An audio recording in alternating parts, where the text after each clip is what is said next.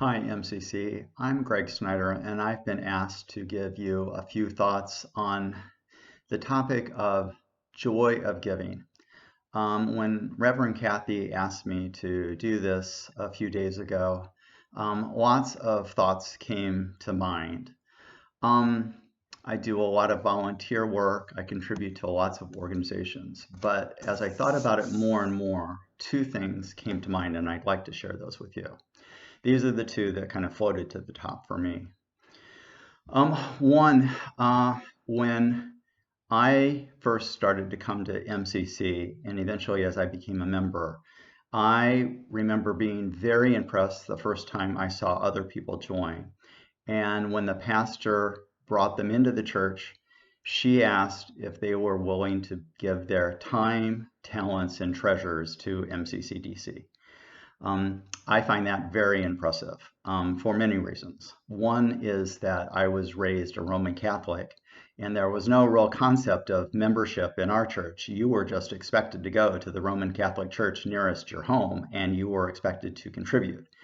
In fact, they made sure that they mailed out the contribution envelopes to you at the end of every year so that every Sunday you had an envelope with that Sunday's date on it, and you were expected to give into the collection plate. So based on those experiences, I have a lot of feelings of obligation that came with it. You were felt obligated to go to the Catholic church nearest your home, and you were obligated to pay into the collection plate. That isn't quite the concept I have with MCC. I'm very impressed that you're asked to contribute your time, talents, and treasures. And in that order, I think that's important. I think one idea of treasures is financial contributions. But in the litany, in the sentence that you're asked, time and talents come first. And I think that maybe they're far more important. At least they are to me. So that MCC wants my time and my work and my skills and my effort, more importantly, or more than they just want some money from us. I also think that by contributing time and talent, you're usually doing that with other people. And by doing that, you're building community. And certainly that's how I feel a part of the MCCDC community. If I was simply tithing or sending checks or money in, I don't think that would build much community, at least for me. So asking people to contribute their time, talent, and treasures is really important to me and sends an important signal to me of what MCC wants from me. The other thing that came to mind is an old adage that I read or heard about many, many years ago.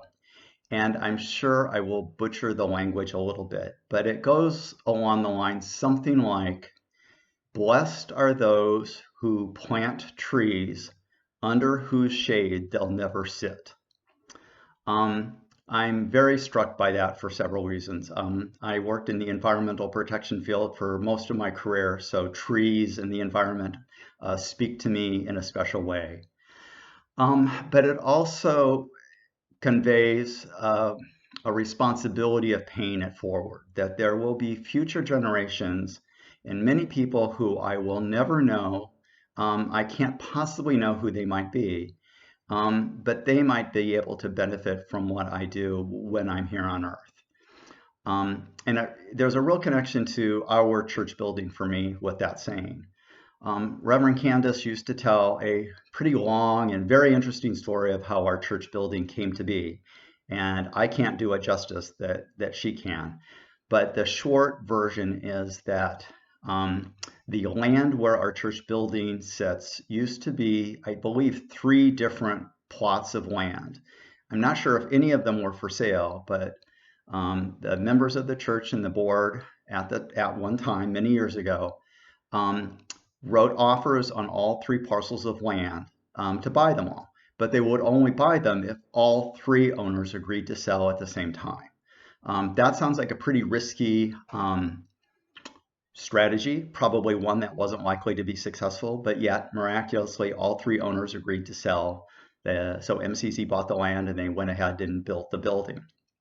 Also a pretty expensive enterprise. The men and women who did that, I have never met. I don't know who they are. I imagine some of them have their remains up in the chapel, but I don't know them and I'll never know them. But I am so very, very, very blessed that they did what they did. I think they planted a tree, and now we are all able to sit under the shade of that tree. And they did that without knowing us. Um, I find that very inspirational, and it touches me very deeply. Um, so that certainly motivates me to put some time and effort into our community, so that there's a community when I'm long past. There'll still be a community called MCCDC that'll be there for men and women who want it and need it.